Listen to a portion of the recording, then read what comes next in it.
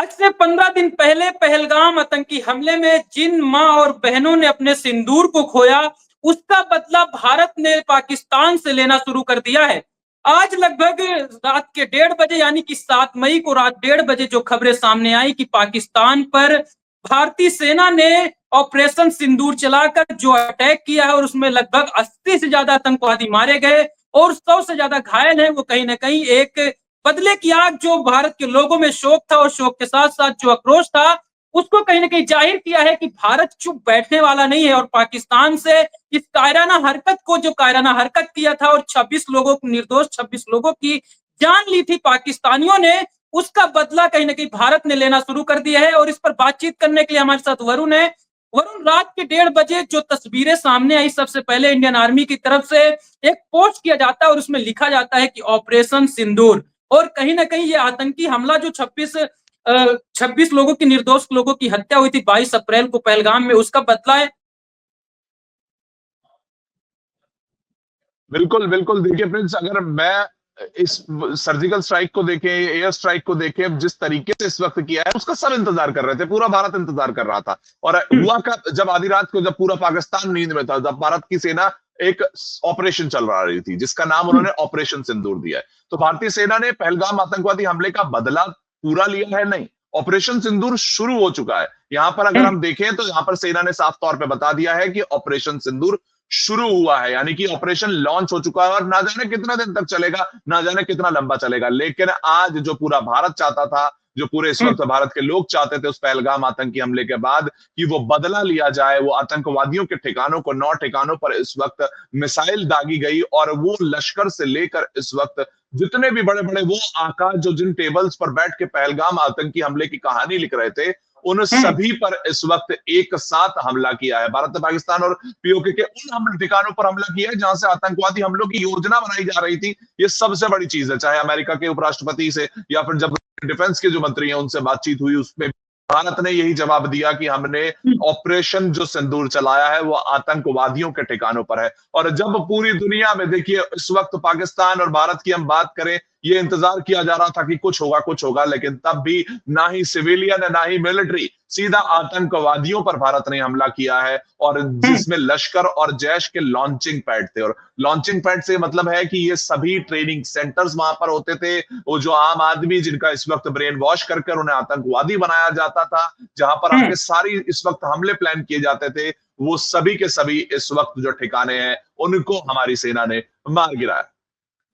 बिल्कुल वरुण, और जो मौतों का आंकड़ा सामने आ रहा है उसमें भारतीय सेना की तरफ से कहा जा रहा है कि लगभग अभी तक 80 लोगों की मौत हुई है। और जो तस्वीरें सामने आ रही है वो कहीं ना कहीं गवाही भी देती है। लेकिन पाकिस्तान की तरफ से केवल 8 लोगों को स्वीकारा जा रहा है, क्योंकि जब हमला हुआ लगभग 2:30 बजे का समय था, 2:30 रात्रि का समय था। उस समय तक पाकिस्तान स्वीकार करने के लिए तैयार भी नहीं था कि भारत ने स्ट्राइक किया है। उसके बाद उनके मंत्री, रक्षा मंत्री सामने आते और इस बात को स्वीकार भी करते हैं। फिर उस बाद मौतों का जो आंकड़ा उस पर भी कहीं ना कहीं खेला करने की कोशिश कर रहे हैं। कभी कह रहे हैं कि 8 लोगों की मौत हुई है, कभी कह रहे हैं 10 लोगों की मौत हुई है। मतलब 80 में से एक जीरो हटाने का प्रयास कर रहे हैं। देखिए, पाकिस्तान पे जब से हमला हुआ, यानी कि पाकिस्तान के आतंकवादियों को जिनको वो पनाह देता था उनके ठिकानों पर यह हमला हुआ, तो अलग अलग तरीके के इस वक्त जवाब सामने आए। जिसमें जहां पर एक बारी जब बात हुई तो रक्षा मंत्री ख्वाजा आसिफ क्या कहते हैं, वो कहते हैं कि भारत ने अपनी हवाई सीमाओं से पाकिस्तान पर मिसाइल दाग दी है और सीधे नागरिकों पर हमला हुआ है। लेकिन ऐसा नहीं था। जहां पर अगर हम लोग के पॉइंट्स देखे, जहां के खुद वीडियो पाकिस्तान शेयर कर रहा है, वो साफ तौर पर बताता है कि वो जगहें जो पाकिस्तान ऑक्यूपाइड कश्मीर की हैं, जिसे वो अपनी जगह मानता है, जो उसकी जगह ही नहीं है, जो हत्या के बैठा है और आतंकवादियों को पनाह दे रहा था, उन जगहों पर हुए हैं। अगर मैं उन जगहों की अगर हम बात करें, हम मैप में आपको समझाने की भी कोशिश करेंगे कहां कहां हुआ है, तो देखिए मुजफ्फराबाद, यहां पर जैश का हेडक्वार्टर था। बाग, कोटली, भीमबेर, गुलपुर, सियालकोट, मुरीद के, यहां से बहावलपुर और मुरीद के वो जगह थी जहां पे सबसे पहले हमले हुए थे। यानी कि यहां पर आतंकवादी एक बड़ी संख्या में आते थे, ट्रेनिंग होती थी और इन पर एक सोचे समझे तरीके से इंटेलिजेंस के साथ भारतीय आर्मी ने वहां पर हमला किया। एयरफोर्स ने अपने जो पूरे जो माप किया, पूरा अटैक कहां करना है, कहां पर क्या होगा, इसके बाद उन्होंने चक अमरू तक, यानी कि वो पूरा जो नक्शा हम दिखा रहे हैं, मुजफ्फराबाद, गुलपुर, सियालकोट, मुरीद के बहावलपुर, और इधर की तरफ अगर हम देखें जो भारत की सीमा से जुड़ते हैं, खासतौर पे बाग, कोटली, भीमबेर और चक अमरू, ये सभी जगहें इस वक्त यहां पर टारगेट की गई, क्योंकि ये पाकिस्तानी जो जगहें अपनी आतंकवादियों को दे देते थे, वहां पर एक सटीक हमला यहां पर किया है। और दूसरी तरफ पाकिस्तान कह रहा है कि हमले के दौरान पाकिस्तानी सेना ने 5 भारतीय फाइटर जेट गिरा दिए। 5 भारतीय फाइटर जेट गिराने का दावा यहां पर कर रहा है कि मस्जिदों को निशाना बिल्कुल बनाया गया है। लेकिन वरुण, जब मैं यहाँ देखा पे आपको रोकना चाहूंगा। अगर हम लोग बात करें जो मीडिया में पाकिस्तान के चल रहा है और मंत्री जो बयान दे रहे हैं कि हमने 2 फाइटर जेट गिरा दिए, उनकी जो तस्वीरें वायरल कर रहे हैं, और अगर उन तस्वीरों के बारे में बताएं तो ये तस्वीरें 3 दिसंबर 2024 की राजस्थान में भारतीय वायुसेना का विमान हादसा हुआ था बाड़मेर के पास में MiG-29 का, और उस तस्वीर को दिखाया जा रहा है कि कल जो रात में एयर स्ट्राइक हुआ उसमें पाकिस्तानी जो फाइटर जेट है उन्होंने भारतीय जेट को गिरा दिया, वो भी राफेल को। बिल्कुल, बिल्कुल। देखिए, पाकिस्तान इस तरह की चीजें कहेगा। पाकिस्तान तो कभी मानेगा भी नहीं कि उसके 10 से ज्यादा लग गए। वो अभी इन आतंकवादियों को भी एक सिविल में गिनाता रहेगा, जो कि वो हमेशा से करता आया है। पाकिस्तान अभी भी उसी तरीके के जवाब दे रहा है। उसे पता था कि भारत इस तरीके का कदम उठाएगा, लेकिन आज भी वो जब आतंकवादी मारे गए हैं, आतंकवादियों के ठिकाने उड़ाए गए हैं, उसके बाद भी वो ये कह रहा है कि हमारे सिविलियंस पे अटैक किया है, हमारे मस्जिदों पे अटैक किया है, जिससे कि वो जाकर यूएन में और पूरे ग्लोबल प्लेटफॉर्म्स पर जाकर रो सके। ये उसकी हमेशा की आदत है। लेकिन जो टारगेट्स इस वक्त भारतीय आर्मी ने किया, भारत ने जहां हमला किया है, उनके हर एक जगह की इंफॉर्मेशन ऑलरेडी भारतीय इस वक्त दे चुके हैं और वो ग्लोबल प्लेटफॉर्म पर दे चुके हैं। चाहे अमेरिका के उपराष्ट्रपति से बात करने की बात हो, रशिया से बात करने की बात हो, सबको वो इस वक्त ग्लोबल प्लेटफॉर्म पर उन जगहों के बारे में बताया है। मैं बार बार आपको बता रहा हूं, बहावलपुर से चालू हुआ, इंटरनेशनल बॉर्डर से करीब 100 किलोमीटर दूर यहां पर जैश मोहम्मद का हेडक्वार्टर था, सबको पता था। और यहाँ पर वो आतंकवादी थे जिन्हें अमेरिका खुद इस वक्त बहुत बड़ा टेररिस्ट घोषित कर चुका है। ये वो लोग थे। मुरीद के जहां दूसरा हमला हुआ था, यहाँ पर कि वो यहाँ पर स्ट्राइक हुई थी, वो सांबा से 30 किलोमीटर दूर है, लश्कर तैयबा का कैंप है। और मुंबई हमले के आतंकी यहीं से आए थे, मुरीद के। तब से ही जाना जाता है, जहां से वो अजमल कसाब आया था, ये मुरीद के इसीलिए जाना जाता है। और हमेशा से भारतीय आर्मी के पास यहाँ पर सारे इंटेलिजेंस मौजूद थे, लेकिन पाकिस्तान का रोना धोना, और इस बार अपनी जो सीमाएं था वो लांघ चुका था पाकिस्तान। वो आतंकवादियों की पनाह लगातार बढ़ती जा रही थी और यहां मुरीद के में नजर आया। गुलपुर में भी लगातार देखिए, जो इस वक्त तीर्थ यात्रियों की बस पर हमला हुआ था, यहीं से प्लान हुआ था, इसका भी इनपुट था, इसीलिए यहां पर हमला किया गया। सवाई बिलाल में जैश ए मोहम्मद का लॉन्च पैड था, इसलिए यहां पर हमला किया गया। कोटली में राजौरी के पास एलओसी से 15 किलोमीटर दूर लश्कर तैयबा का कैंप था, यहां करीब 50 आतंकी थे। जिस चीज का इनपुट मिला था, और इनपुट मिलने के बाद से ही इस वक्त भारतीय सेना इस पर आंख बनाए बैठी हुई थी। और अगर सरजाल और महुना की बात करें तो यहां भी इंटरनेशनल बॉर्डर लगती थी, जिसका फायदा इस वक्त आतंकी उठाते थे, और कहीं ना कहीं उन्होंने आप जो इसी का लश्कर फायदा तैयबा की उठाते बात हुए कर रहे हैं, तो यूएनएससी में कल जो कहीं ना कहीं बैठक बुलाई गई, उसमें पाकिस्तान को इस बात की उम्मीद थी कि पाकिस्तान, क्योंकि अस्थायी सदस्य भी है इस समय यूएनएससी का, तो उसको लग रहा था कुछ फायदा होने वाला है। लेकिन यूएनएससी में वहां पे खुद पाकिस्तान से उल्टे सवाल पूछ लिए, क्या लश्कर तैयबा को तुम लोग पनाह देते हो, जिसके बाद से कहीं ना कहीं पाकिस्तान की भारी किरकिरी हुई। लेकिन इस पूरे मामले को देखा जाए तो इसके पहले जो भारत ने एयर स्ट्राइक की उसको पाकिस्तान स्वीकार नहीं करता था, लेकिन इस बार जो एयर स्ट्राइक हुई तो कहीं ना कहीं पाकिस्तान ने स्वीकार किया। और भारत में जो चंद बैठे हैं उनको प्रमाणों की जरूरत नहीं होगी, क्योंकि प्रत्यक्षम किम प्रमाणम, प्रमाण तो दिख ही गए पाकिस्तान, क्योंकि इस बात को खुद स्वीकार कर रहा है।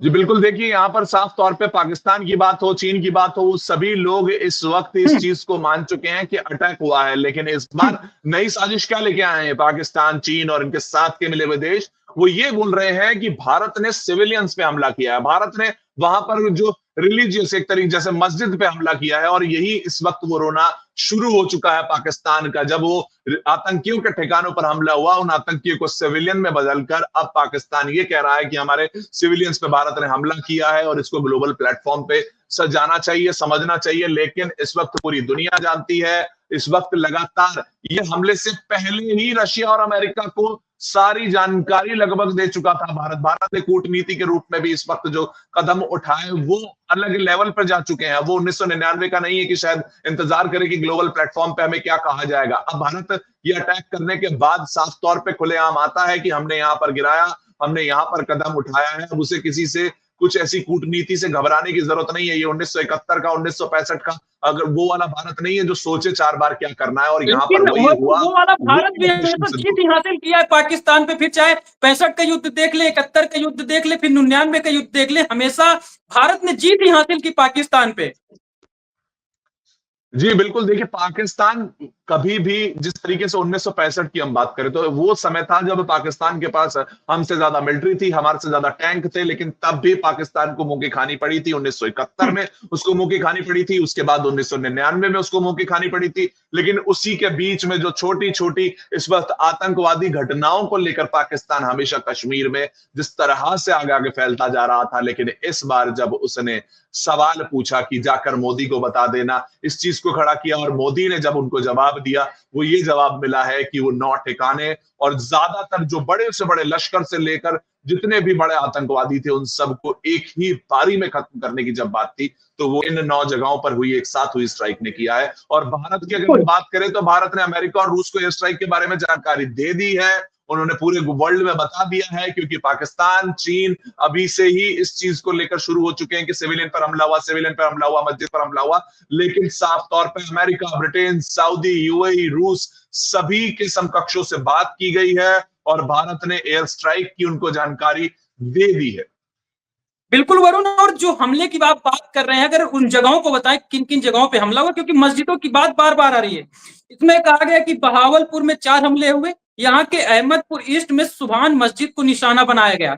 सुनिएगा ध्यान से, क्योंकि मस्जिदों की बात हो रही है और जो 4 ठिकाने, तो उन 4 ठिकानों में मस्जिदों पे जो हमला हुआ, पहला बहावलपुर में 4 हमले हुए, यहाँ के अहमदपुर ईस्ट में सुभान मस्जिद को निशाना बनाया गया।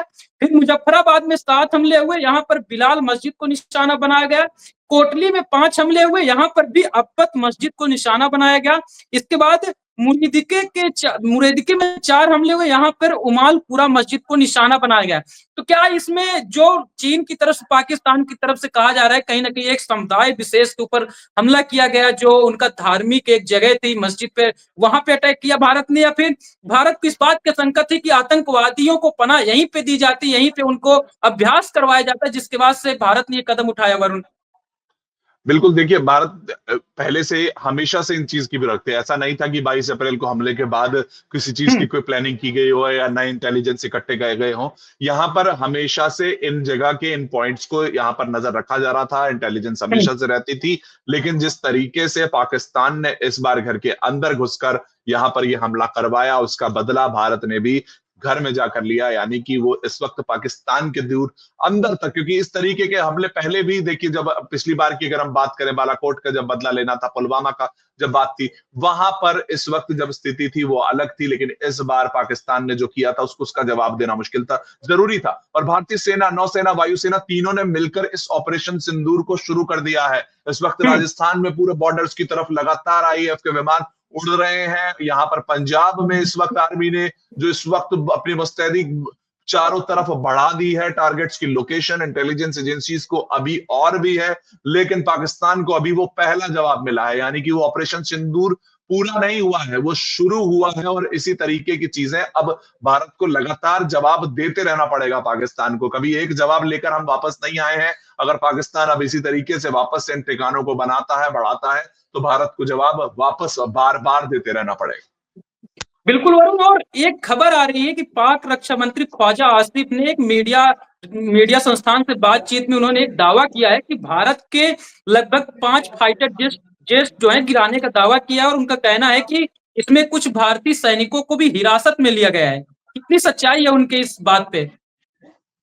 देखिए, इस तरीके की बातें अब निकल के बहुत सी सामने आएंगी, क्योंकि हमला हुआ है, पाकिस्तान अभी तक कुछ समझ नहीं पा रहा है। पाकिस्तान जहां पर सिर्फ न्यूक्लियर की धमकी देता था, वहां पर उसको अब ये समझ नहीं आ रहा है कि उस पर हमला कहां से कब क्या हुआ।